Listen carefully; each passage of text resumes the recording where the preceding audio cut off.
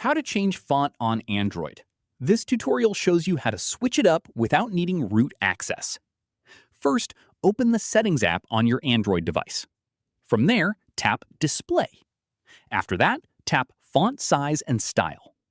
At this point, look for Font Style below the Size slider. Following this, browse through the built-in fonts that come pre-installed on your device. From here, tap on any of them to preview how your text would look. At this stage, tap Apply once you've found one you like. If you want a font that isn't in that built-in list, there's a way to add your own.